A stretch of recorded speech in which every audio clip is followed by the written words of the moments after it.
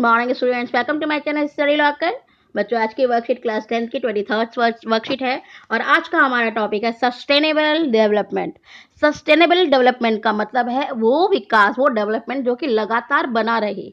ये नहीं कि एक ही बार आपका जो है डेवलपमेंट हो गया उसके बाद आप नीचे जा रहे हैं। अब जैसे कि आपका टेस्ट हुए, एक में तो आप 19 नंबर ले आए 20 में से और अगले में आपके 1 2 ऐसे आ रहे हैं। नहीं, आपके हर बार 11 12 14 15 17 18 कंटिन्यू में आने चाहिए। आपको लगातार पढ़ाई करनी चाहिए। तो बच्चों, आज हम सस्टेनेबल डेवलपमेंट पढ़ने जा रहे हैं। सस्टेनेबल डेवलपमेंट का मतलब है कि जो भी हमें रिसोर्सेज मिले हैं, गॉड गिफ्टेड हैं, वो जो हमें नेचर ने दिए हैं उनका हम इस तरीके से इस्तेमाल करें कि जो आने वाले जो हमारी जनरेशन है उसको भी उन चीज़ों का इस्तेमाल करने का मौका मिल सके। ये नहीं कि अगर हम वाटर का इस्तेमाल करें तो हम उसको अंधाधुंध इस्तेमाल करें और आने वाली पीढ़ी जो है प्यासी रह जाए।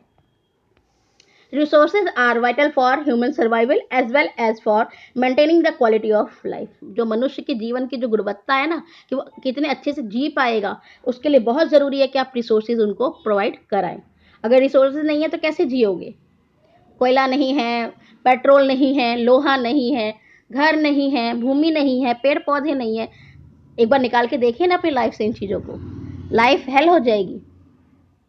It was believe that resources are free gift of nature. हमने ये सोच रखा है, पहले से सोचते चले आ रहे हैं कि जो कुछ हमें गिफ्ट दिया है ना, ये नेचर ने गिफ्ट किया है तो फ्री है। हमने बहुत इस्तेमाल इसका बकवास किया है, मतलब बिल्कुल कुछ नहीं सोचा कैसे इस्तेमाल कर रहे हैं। पानी का इस्तेमाल कैसे कर रहे हैं? लगाई पाइप और धो दी गाड़ी, सड़क धो रहे हैं। भाई क्यों? पानी पीने लायक पानी बहुत कम अवेलेबल है, तो उसका अच्छे से इस्तेमाल कीजिए। As a result, human beings use their indiscriminately and this has led to the following major problems। हमने जो इस्तेमाल किया ना अंधाधुंध तरीके से, कुछ प्रॉब्लम्स आइए देखते हैं क्या है। Depletion of resources for satisfying the greed of few individuals। जो कुछ लोग बहुत ज़्यादा लालची होते हैं ना, उनके लिए बहुत मुश्किल हो जाता है संसाधनों का एकदम, मतलब उसको यूज़ करके सेटिस्फाई हो पाना। वो सेटिस्फाई हो ही नहीं सकते। हम मनुष्य जो है ना, वो नेचर बाय नेचर ही लालची होता है, उसको जितना मिल जाए उतना कम है। संतुष्टि नाम की तो चीज़ होती ही नहीं है। तो हमने क्या करा है, खूब सोर्सेज का इस्तेमाल करा है। Accumulation of resources in few hands, which in turn divided the society into two segments, therefore have and have not, or rich or poor। हमने जो रिसोर्सेज जो है ना उसका एलोकेशन, बंटवारा जो है ना बराबर तरीके से नहीं है। मतलब अगर किसी के पास इतना भी भोजन नहीं है कि वो क्या खाए, मतलब दो लोग हैं, एक सोच रहा है क्या खाऊं, कुछ भी नहीं है खाने को, और दूसरा सोच रहा है क्या क्या खाऊं, इतना सारा तो है क्या खाऊं। हम लोग क्या करते हैं, मॉल में जाते हैं, मेन्यू उठा के देखते हैं, ओ क्या क्या मंगाएं, और उसी के मॉल के बाहर देखोगे तो कुछ भिखारी से बच्चे होते हैं जिनके पास कुछ नहीं होता। वो आप लोग के पीछे पीछे दौड़ रहे होते हैं कि कुछ खिला दो। तो आप देखो कितना रिसोर्सेज के ना होने से कितना फ़र्क पड़ रहा है किसी की लाइफ पे, लाइफ स्टाइल पे कितना फ़र्क पड़ रहा है। उन बच्चों को क्या रिसोर्सेज का अधिकार नहीं है। बट जो बंटवारा हुआ है ना, किसी के पास बहुत ज़्यादा चला गया, किसी का बहुत कम चला गया है, तो ये रिसोर्सेज जो हैं गरीबी अमीरी की खाई को बढ़ा देते हैं अगर संसाधनों का सही से बंटवारा नहीं होता है तो। ठीक। Indiscriminated exploitation of resources has led to global ecological crises such as global warming, ozone layer depletion, environmental pollution and land degradation। हमने जो बहुत ज़्यादा इस्तेमाल कर दिया है ना, बहुत ज़्यादा शोषण कर दिया है संसाधनों का, ये उसी का कारण है कि ग्लोबल वार्मिंग बढ़ गई है। ग्लोबल वार्मिंग का मतलब पूरा विश्व जो है गर्म हो रहा है, पूरी पृथ्वी का जो वातावरण है वो गर्म हो रहा है। वही पहाड़ है, पहाड़ के ऊपर बड़ी सुंदर सुंदर बर्फ़ है, लेकिन अब क्या हो रहा है, वातावरण गर्म हो रहा है, बर्फ़ तो पिघलेगी, पिघल के वो कहाँ जाएगी, समुद्र में जाएगी। समुद्र का लेवल यहाँ था, फिर और पानी पानी पानी पानी और आसपास के क्षेत्र डूबना शुरू हो जाएंगे। ठीक। ग्लोबल वार्मिंग के कारण जो हमारी जो जितने भी हमारी सीजन्स है सब चेंज हो गए हैं। गर्मी में बहुत ज़्यादा गर्मी होती है, ठंड में बहुत ज़्यादा ठंडी होती है, पता ही नहीं होता है कब गर्मी का मौसम आएगा और आएगा कि नहीं आएगा, कितने लेवल तक की गर्मी पड़ेगी, सब कुछ अनबैलेंस्ड हो गया है। ओजोन लेयर डिप्लेशन, मतलब कि ओजोन परत है ना उसका क्षरण हो रहा है, खत्म हो रही है। ओजोन परत है क्या आखिर? जो हमारी पृथ्वी है ना, प्यारी सी पृथ्वी, उसमें हम क्या करते हैं, उसके चारों तरफ ना हम देखते हैं कि गैसों का गोला है। ये गैसों का गोला करता क्या है? यहाँ हमारा सूर्य, ठीक है, जो सूर्य है ना ये हमारी तरफ रेज फेंकता है, हमें प्रकाश और ऊष्मा यानी कि लाइट एंड हीट दोनों के दोनों हमें सूर्य से मिलती है, ठीक है। तो वो हमारे पास बहुत सारा फेंकता है, लेकिन जो ये ओजोन परत है ना, वो हमें सिर्फ उतना देती है जितना हमें चाहिए, बाकी को कहती है वापस ले जा भाई, हमें ज़्यादा नहीं चाहिए। अगर सारी की सारी हीट अगर आगे पृथ्वी तक आ गई ना, तो सब कुछ जल सा जाएगा, स्किन डिजीजेस फैल जाएंगी। तो जो सूर्य की अनावश्यक गर्मी हीट और जो लाइट है उसको आने से पृथ्वी पर रोकता है हमारा ओजोन परत। ठीक ऐसे ही है कि आपको जो है धूप लग रही है, आपने छाता ऊपर कर लिया, तो ये हमारी पृथ्वी की छतरी है, पर एक्चुअली ना छतरी में हो गया छेद। अब वहाँ से सूर्य की वो हानिकारक किरणें जो है, अल्ट्रावायलेट किरणें जो हैं, वो रेज जो है अब अंदर आने लग गई हैं। तो हम क्या देख रहे हैं कि हमने पॉल्यूशन इतना ज़्यादा बढ़ा दिया है, भूमि को एकदम ही खत्म करके रख दिया है। कहाँ पे देखो, कहाँ पेड़ पौधे रह गए हैं। भूमि को पकड़ के रखने के लिए ना पेड़ों की जड़ें बहुत ज़्यादा ज़रूरी होती है। हमने पेड़ काट दिए हैं, जगह जगह जो है भूमि कट के बह रही है, कोई इस चीज़ को ध्यान नहीं दे रहा है। एक वक्त आएगा कि इस चीज़ को हम बहुत पछताएंगे, लेकिन क्योंकि ये सारी चीज़ें ना भूमि भी संसाधन ही तो है, ये भी तो अगली पीढ़ी को मिलनी है। आपने तो सारे पेड़ जो है काट दिए, सारी सड़कें जो है पक्की बना दी, अब पानी जमीन के अंदर जा ही नहीं रहा, और हर जगह पानी का लेवल देखिए कितना अंदर तक चला गया है। जहाँ 80 फुट पे पानी था, वहाँ अब 1000 फुट पे पानी मिल रहा है। क्यों मिल रहा है? ये संसाधन ही तो था हमारा, जिसका हमने बेलगाम इस्तेमाल किया और उसको वेस्ट किया। तो सस्टेनेबल डेवलपमेंट यही कहता है कि जो भी आपको रिसोर्सेज मिले हैं ना, उसका इस तरीके से इस्तेमाल करो कि अच्छे से आप भी इस्तेमाल कर सको और आने वाली पीढ़ी के लिए भी वो बचे रह सके। And equitable distribution of resources has become essential for a sustained quality of life and global peace. जो हमारा जितने संसाधन मिले ना, उसका हर किसी में बंटवारा ढंग से होना बहुत ज़रूरी है। इससे क्या होगा, अगर बंटवारा नहीं होगा तो एक देश दूसरे देश पे कब्जा करने की कोशिश करेगा। जितने देश जहाँ पर खनिज संसाधन ज़्यादा हैं, तो बड़े बड़े जो देश होते हैं ना, वो अपना टकटकी लगा के रखते हैं उस देश पे, कब्जा करने की कोशिश करते हैं। जैसे इराक हो गया, ईरान हो गया, अफगानिस्तान हो गया, ऐसे क्षेत्र जहाँ पर खनिज संपदा अंदर बहुत ज़्यादा है। If the present trend of resources depletion by a few individuals and countries continues, the future of our planet is in danger. अगर हम इसी तरीके से जो संसाधन है उनको बेलगाम इस्तेमाल करते रहेंगे, तो हमारा भाई ग्रह जो है खतरे में आ जाएगा। Therefore, resources planning is essential for sustainable existence of all forms of life. Sustainable existence is a component of sustainable development, यानी कि जो भी जो डेवलपमेंट हो रहा है हमारा, जो उसको कंटिन्यूटी उसमें अगर हमें चाहिए, तो उसके लिए हमें क्या करना है? कंटिन्यू हम चाहते तो है हमारा विकास हो, लेकिन उसके लिए हम कर क्या रहे हैं?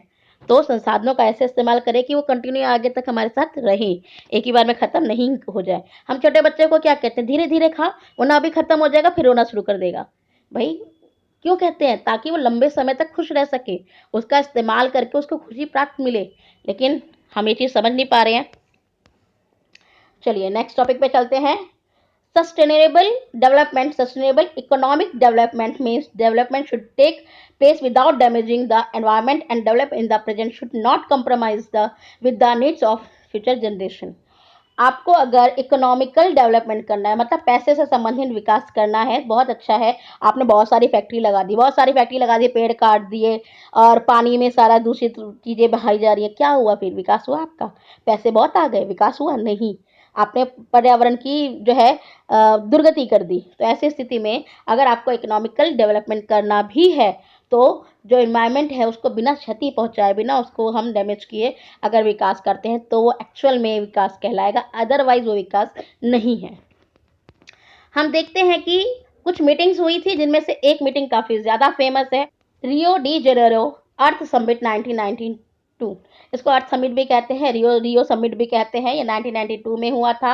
ये रियो डी जेनेरियो ब्राज़ील में हुआ था। इसमें लगभग 100 जो है हेड्स ऑफ स्टेट्स आए थे, यानी कि अलग अलग देशों के जो है मुख्य लोग आए थे।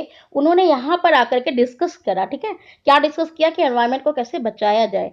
The summit was convened for addressing urgent problems of environmental protection and socio-economic development at the global level. The Rio Convention endorsed the Global Forest Principle and adopted Agenda 21 for achieving sustainable development in the 20th century, मतलब कि इसमें ये discuss किया गया कि किस तरीके से जो हमारे संसाधन है, जो रिसोर्सेज हैं, उनका इस तरीके से इस्तेमाल किया जाए जो हमारे ग्लोबल वाली प्रॉब्लम सारी, ग्लोबल वार्मिंग वाली प्रॉब्लम आ रही है, जो हमारी ओजोन परत की प्रॉब्लम आ रही है, जो हमारी वातावरण, जो हमारा एटमॉस्फेयर है वो बहुत ज़्यादा ही प्रदूषित होता चला जा रहा है, पॉल्यूशन वाली प्रॉब्लम आ रही है, इन सबको कैसे रोका जाए। तो एजेंडा, जो आपका एजेंडा 21 है ना, इसके अंदर यही कोशिश की गई है कि जो पॉल्यूशन है उस पर कंट्रोल किया जाए, जो ऑलरेडी डेवलप कंट्री है उनके ऊपर थोड़ी सी जो है रिस्ट्रिक्शंस लगाई गई, और जो अभी अंडर डेवलपमेंट कंट्रीज हैं उनको थोड़ी सी छूट दी गई। ठीक, अगर आपको इसके बारे में, रियो डे जेनेरो के बारे में और भी पढ़ना है तो 12th क्लास की पोल साइंस में भी इसका टॉपिक है, काफ़ी अच्छे से इस टॉपिक को, पूरे चैप्टर को बना करके समझाया गया, आप उसको भी देख सकते हैं। चलिए क्वेश्चन आंसर्स पे चलते हैं। Right about a problem which is the result of indiscriminate use of resources by the human being. जो ह्यूमन बींग इस्तेमाल कर रहे हैं ना रिसोर्सेज का अंधाधुन, उसका क्या प्रॉब्लम्स आ रही हैं, पॉल्यूशन की आप प्रॉब्लम इसमें डाल सकते हो, बहुत सारी डाल सकते हो, ग्लोबल वार्मिंग डाल सकते हो, ठीक है, तो आप इसमें कुछ भी डाल सकते हो जो आपको लग रहा है। Define sustainable development. Sustainable development किसे कहते हैं? Sustainable development means the use of resources without harming the environment in such a way that they can be easily available to the coming generation also। जो आने वाली भावी पीढ़ी है ना, उनको भी वो संसाधन, रिसोर्सेज मिलने चाहिए जो हमारे पास हैं, ये आने वाली पीढ़ी को भी मिलने चाहिए। Sustainable development means the use of resources in a planned manner. एक योजनाबद्ध तरीके से इस्तेमाल किया जाए, so that they are not completely exhausted because future generation have the same right on it। भाई जैसे हमें राइट है ना, जो हमें रिसोर्सेज मिले हैं, आने वाली पीढ़ी को भी तो है, उनको भी तो चाहिए वो सारी रिसोर्सेज, तो हमें उसको बहुत ही सही तरीके से इस्तेमाल करना चाहिए। This is also called the principle of sustainability, जिसमें आपको अगर हिंदी में कहें तो धारणीयता का सिद्धांत भी हम इसी को कहते हैं। Question number 3rd, an equitable distribution of resources has been essential for a sustained quality of life and global peace explained। मतलब कि जो भी हमारे रिसोर्सेज है ना, वो सारे के सारे अगर असमान तरीके से वितरण हो जाता है तो इससे हमारे जो पूरा विश्व में शांति जो है वो भंग हो जाएगी। वो कैसे? Equal distribution of resources is necessary for a sustain quality of life and world peace. ये बहुत ज़रूरी है कि संसाधनों का समान रूप से बंटवारा हो, किसी के पास बहुत ज़्यादा, किसी के पास कम ना जाए। Because if they are not available in every region, हर जगह तो संसाधन होते नहीं है, कई खदानें हैं तो कहीं पर नहीं है, then there should be a supply of resources in such areas where resources are not available, so that everyone will get the opportunity for development. तो हर किसी को जो है विकास करने का मौका मिल जाएगा अगर सबके पास होगा। किसी के पास संसाधन नहीं है तो ज़रूरी है कि हम उस संसाधन को दूसरे लोगों तक पहुँचाएं। Unequal distribution of resources and excessive use will increase mutual tensions and become a threat to world peace. तो अगर हम इसको ढंग से नहीं इस्तेमाल करते हैं और खाई जो अमीर अमीर गरीब की ज़्यादा बढ़ती है तो इस तरीके से झगड़े बढ़ेंगे। What idea would you suggest to the world leaders for the sustainable development? आप जो है सतत विकास के लिए जो विश्व के जो नेता है उनको क्या सजेस्ट करना पसंद करोगे? तो ये इसमें आप कह सकते हो कि प्लान्ड मैनर में जो है इस्तेमाल किया जाए जो रिसोर्सेज हैं, और रिन्यूएबल और नॉन कन्वेंशनल रिसोर्सेज, जैसे जो चीज़ें पहले यूज़ नहीं हो पा रही है, विंड एनर्जी ऑलरेडी अवेलेबल है, सोलर एनर्जी, वाटर एनर्जी है, बट हम उसको अच्छे से इस्तेमाल नहीं कर रहे हैं, तो हाई लेवल पर उनका इस्तेमाल करना चाहिए।